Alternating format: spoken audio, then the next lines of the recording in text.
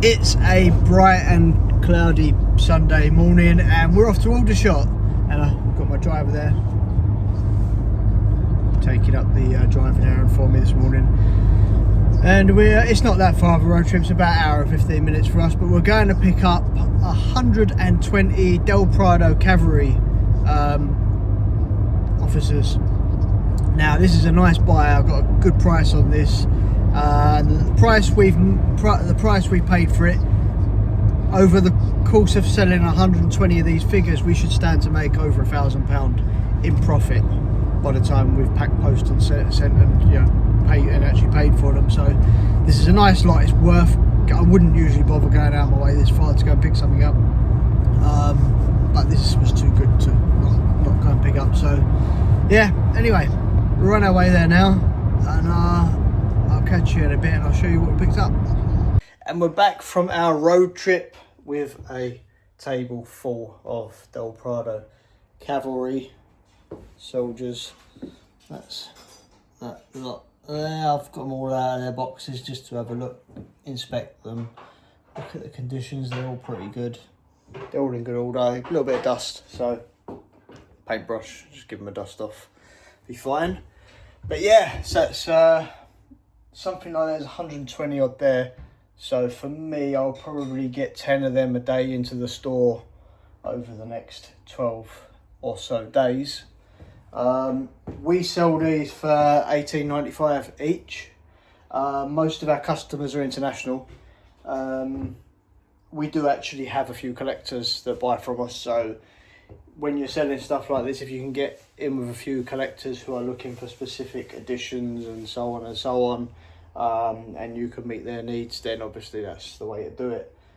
So as soon as we list a lot of these, they're going to go quite quickly because we've got collectors in our client base who are looking for some of this stuff.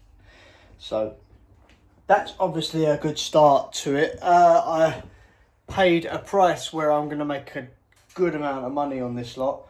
By the time I have sold all this, paid for the fees, paid for the post and packing, I should stand to profit between £8 and £10 per figure across 120 figures. That's going to make a lot of money. The beauty of these is they're generic, they're easy to list.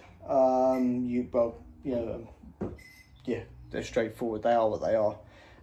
Lots of this bundle here did come with the booklets. So each one of these, Del Prado were a company that were around in the late 90s and the early 2000s, and they sort of disappeared. They disappeared sort of, I think, around the time of the recession, really, around 2007 recession. They basically disappeared by then. They're a Spanish company, and they had a few series. This was one of the main series they'd done. They'd done the Napoleonic stuff. They did do some World War II figures. They'd done samurai. So they'd done a few different types. But this is one of the lines that they're most well known for, is their sort of Napoleonic era series. One of the beauty of these sets are, one of the things that collectors like, is they are historically accurate. So the figures, the detail on these, the detail's great, but their attention to detail on how accurate the figures actually are.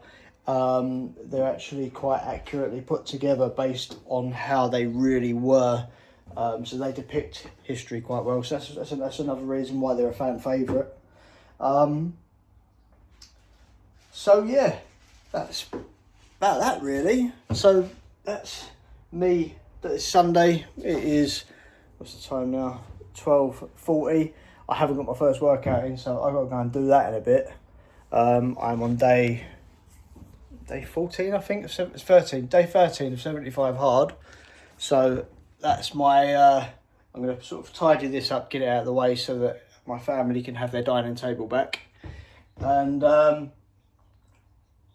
get in the gym. I'll have some lunch, get in the gym, get my first training session of the day in. I'll probably chill out, play some video games, and get 10 of these online this afternoon. And I'll call that my Sunday. So, anyway, I'll see you in a bit.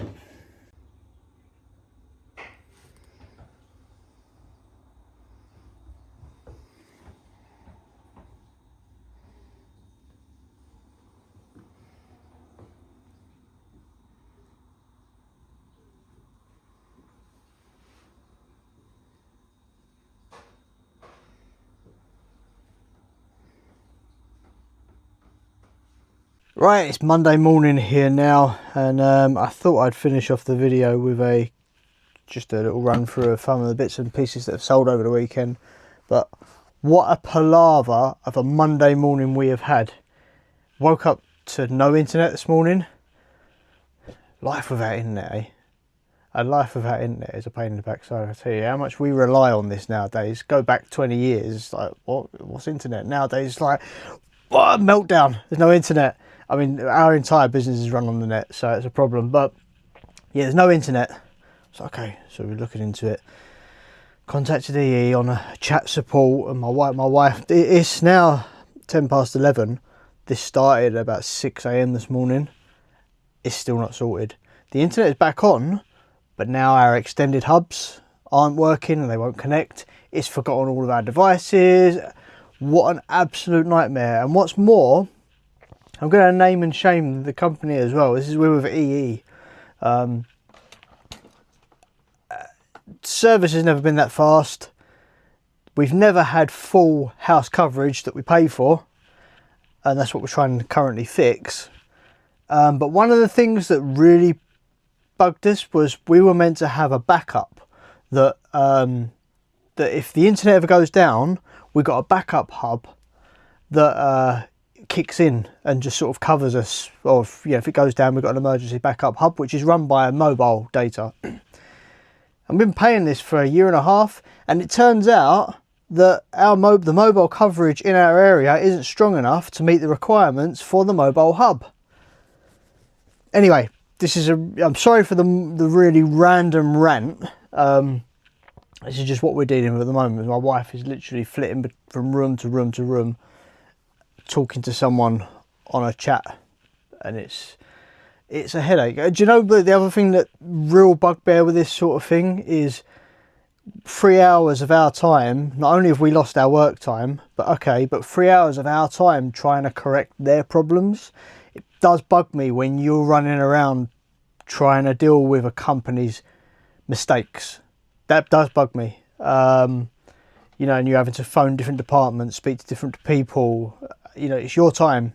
Where does your time come into this? Anyway, do you know what? I'm irritated at the moment, so I'm gonna come away from the whole disgrace that is this morning, because I've still got to get my workout in, which we were meant to go out for a run to get. I'm just gonna shut up. Let's look at what's sold. Right, okay. I've pulled most of it, as I didn't have much else to do while we were waiting for the internet to be connected. So I'm going to run through some of the bits and pieces that we've sold on the store. Starting with this Marks and Spencer's dish. It's like a little ivory colour dish. It's gone for £15.95. And then we've got a bag of marbles. These are sort of 1960s, 1970s cat size. They're used, so you can see where they've been used on like concrete and that. And that lot there, including postage, just got for 21 odd £21. Nice order there. Someone has ordered 2 decks of our top trumps, and they paid £35.59 for them too. They're both motor vehicle ones, sort of sports cars of like the late 80s, early 90s. This is a cool one. New Year's Day, I bought lots of Lado toys, Matchbox toys, and we've made our first sale on that lot, and that is this bundle here. All them, they've all sold, and that's sold for £48.60. So £200 I paid for all of those toys. If you saw the video that I put in on New Year's Eve, New Year's Day, whatever it was, if you saw that video, you'll see the amount of stock that I bought there, and just show that small amount as someone's paid a quarter of what I paid for the whole lot. So nice return already. Oh yeah, I mean we've only listed maybe 20 of them cars, so we've got a load more to list. This is Peter Pan. This is Wendy.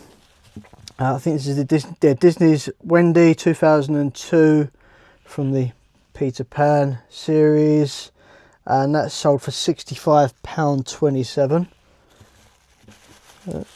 Nice order there. Good profit margin I make on that one. Simple salt and pepper shakers there, £12.75. Just simple salt and pepper shakers. Next up we have a plate. It's a cold pork plate, Oriental Bird Studies. I don't know what that bird is there, but someone has bought that plate for £11 and a penny. Next up, a couple of Del Prado figures. Gone to the same customer. It's £23 paid for that and £17.62 paid for that. So as you can see, we do all right. We've got he's a returning customer. He's someone who I know will buy a large portion of what we've just purchased. He comes back every few days and he'll buy 2 or 3 of ours. He's currently collecting and he's trying to build his collection, so he's looking forward to seeing what we put online. Obviously we've discussed this with the customer and let him know that we have just purchased every single one of the cavalry soldiers, so he wants to see them. Next up we've got a print. What is this? Joan Myra. It's a double-sided print, so it would have been a page cut out. Right, this is the first. Taking a little bit longer to get this first sale, but if you might have seen a video a couple of months back, I bought, I don't know, 200, 300 of these cars. There was equal amounts of red and equal amounts of green, sorry, whatever they were. They're 1970s, 1971, 1972 Matchbox cars. Hundreds of them, and these are the first 2 that have sold. I paid £60 for the whole lot, if I remember rightly. Yeah, I think it was 60 quid for the whole lot.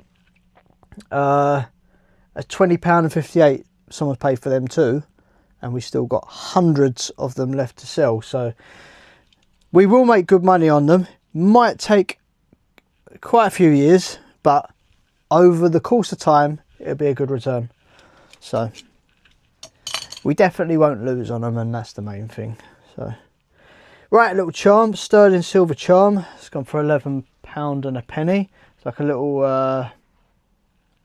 lantern. We've got one of our recent